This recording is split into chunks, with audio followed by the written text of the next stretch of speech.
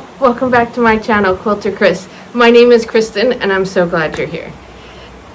So I hope you all are doing well today, that it's not too hot where you're at, and that summer is going at just the right pace for you. So what I wanted to talk about today was alternative tools in my sewing room. So I like to think that I'm pretty good at this. I don't know if that's true or not, but I like to think so. And so I'm always looking for something that will do the best job. Not necessarily the cheapest, although I don't have a whole lot of money, but something that will just work, that kind of solves a problem, maybe that I know or don't know. So I have quite a few of these, and these are just a few small ones. I think we're going to go over 10 today. So if you like this, make sure you let me know in the comments. If you want me to do a part 2, I can do that. Or if you have some other feedback for me, I would love to hear it, genuinely. I would love to hear from you. Additionally, if you have any questions, you can hit me up here on Instagram, or you can email me at Cherry Stitches. I will try. I do not have a Quilter Chris Gmail yet, but I will look into that. Okay, without further ado, here we go. So, some alternative things that I use in my sewing room. So, we'll start with the obvious, and usually I don't wear this on camera because I'm like, oh, it's kind of silly. So, I learned this trick from watching someone else on social media who wasn't talking about it, but I thought it was the coolest thing. And I started out just using it for my long arm, because when you're long arming, there's often random threads, and it was nice to have my scissors nearby because there's not really a place to set them. So what this is this is one of those badge minders. You know, like when you go to work, mine has books on it. So it's one of these badge minders. And then I think I got 2 for like $5 on Amazon. And then I got 2 pairs of scissors on Amazon. They weren't very expensive either, $7 or $8. So I have 2 of these. One downstairs in this room and one upstairs with my long arm. This is great when I'm here in this quilting room, piecing room, because if you chain piece or something like that, it's always nice just to have them nearby and not have to look for them. This wouldn't work with much bigger scissors, and a word of warning, sometimes these aren't as bad. The other pair, sometimes they pop open, so then they're sharp. So you might want to be mindful of that. But this would also be good if you do any kind of embroidery or anything like that. So it just snaps to my shirt, and then I can pull it. So there we go.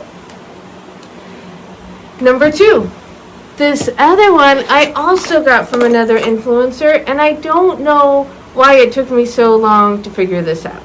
So this is a sharps container, and I put sharp things in here. So this, I have old rotary blades.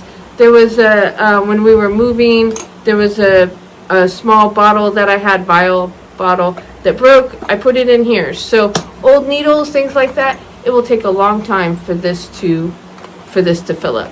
I think I already have like 4 rotary blades in here, whatever. You can get, so my husband is type 2 diabetic, but he gets his care from the VA. So I did not get this from the VA. I got this on Amazon, and I think they're $6 or $7. And it usually, it snaps closed. You just kind of pinch it here to open it, and then you can drop it in. Like so. That's what it looks like. And then you close it up. So I wish I had known about this before, as I used to wrap up my rotary blades and put them in a case, and then my son would carefully carry it out to the big trash. But this is so much better. So, sharps box. What else? Like I said, I have a bunch. Next one, hangers. So especially when I'm working on multiple projects, you can put like a command hook on your wall. If you're not familiar with a command hook, they're hooks that stick onto the wall with some sticky, and then you can pull the tab when you're done with it, and it will come off, and it won't take the paint off your wall or leave holes in it. It's renter friendly. Anyway, you can use command hooks and then hang your squares for a project. I have both my squares on here. You can hang it up, and then it's out of the way and it stays neat. I keep these on hangers all the way until they're in rows and until they're almost on quilt, because I like to keep it out of the way. So number 3, hanger. This next one is a little funny. So I don't use this all the time. My daughter has tried to convince me this before, and I think her and I saw it before, and I'm not sure where. But it is a shower arm. Now, my daughter Emily, my adult daughter who lives with me, got this for me at a thrift store for $1. I'm sure they have them on Amazon. I'm not even sure I would want this in a shower, because I'd be worried that when I was pulling on it, it would fall. But it is great for holding your rulers. So it fits with section. Hold on here. So it fits with section. Like that. And then you push the tab. Anyway, you push the tabs, and then it's sectioned to your ruler. And then it gives you a handy handle when you're cutting. Now, this only works, like, this is one of my biggest rulers. I have another ruler, a yellow one that I've had since I've been quilting. But mostly I just use it on this one. So it just gives you a handy handle, and it is on there. So, yeah. The shower handle for... So this one may be a little controversial, but I'll show it to you. This is how I store my thread. This is a nail polish holder, and it holds a lot of thread. I mean, this is all my thread for sewing. I have other thread for sergers and for sewing bags, but those cones wouldn't fit on here anyway. But this is a nail polish holder. I don't remember if I was just strolling Amazon or if someone else saw it or someone else had it, and I was like, that's amazing. But I love it, and I think it's fun. This is controversial because your thread can get dusty. I don't know if you can see it. A lot of my thread is still in its plastic. But your thread can get dusty. If there's a lot of light on where it's at, it could technically fade. I'm not terribly worried about it. I really like it. My next hack of non-sewing related things that I use in my sewing room is a cookbook holder. So I think Lori Holt has a branded one that you can get. Mine is from a thrift store, and I will show it to you. So this is my cookbook holder. I got this at a thrift store. I think I had already seen the Lori Holt one online, but then I saw this one and I thought it was really cute. It turns, and I can fold it all up, and it goes pretty flat. I really like this one too. When we lived in Pennsylvania, we lived in a really small town. And Pennsylvania has a lot of rural roads, not a lot of freeways. So we stayed mostly in our own town. We lived in a town called Hanover, and it had shops and things like that, small business, and then like bigger business like HomeGoods or Joann's. So one of our favorite places to go to was HomeGoods, and my daughters and I would go there and find lots of fun things. And so they often have really fun like containers and kitchen items that I think are so good for in your sewing room, because they're cute and functional. One of those things is this bowl, and this is a whale tail. I think it's like a chip bowl, something like that, and I use it to store clips, and as you can see, it holds a lot of clips. So I have a lot of different kinds of clips. These I usually use for bag making, but I keep a couple down here. These I use to get lost and broken all the time. These silver ones I got, they were supposed to be like an alternative to the plastic ones, but I don't really like them as much. But my youngest, she has a good time putting the clips on the side. So this is wicker, and it's just a fun thing, the whale tail. and it lives in my sewing room, and it's cute. I have some alternative marking tools, and I'm sure this one's probably way more common. So what are my alternative marking tools? I'm trying to get them out here.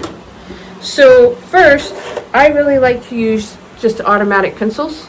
It washes out. You can make a mark. It will usually show up really well on light fabric, but this is one of my favorites. The other one that's my favorite, lots of people talk about this, are friction pins. Friction, however you want to say it. I usually get the multi-pack on Amazon where there's different colors. I will say, so I have told a lot of people about these. I will say some people have trouble. So how they work, let me not get ahead of myself.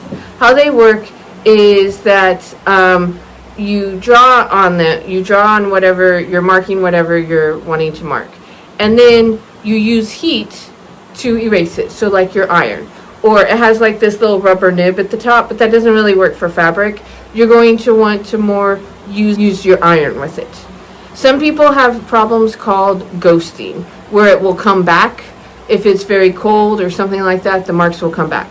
I have never had that problem, but if you wanted to use this idea, I just wanted to tell you ahead of time.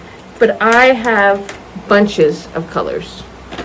I will say they do wear out faster than I would like. Maybe that's me pushing too hard, but I have a bunch. I like vintage jars. And so vintage jars are fun because they're often in other colors like this blue or clear. And you can see what's in there. So this, I was putting buttons in my jars way before Lori Holt did that, but this is really handy. They don't get everywhere and you can see the buttons. I also use it for lace and ribbon. Here's my other one with ribbons and trims. So I use these trims when I finish my cross stitches. I usually put them into pillows, and I like to use. This isn't necessarily sewing. Okay, so I use a teapot. This is for knitting. So you put your ball of yarn in there, you thread it through, and then when you're not working on it, I kind of pulled mine off, but your needles and your work can fit in the spout.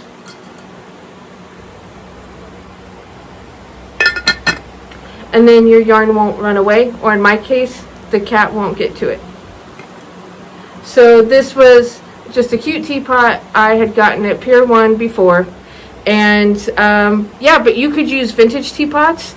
Like, you could have a bunch of these sitting on a shelf for all your different knitting projects. So yeah. Well, I hope this gave you some good ideas. I hope you like it, and I hope that they were creative. I so appreciate you watching.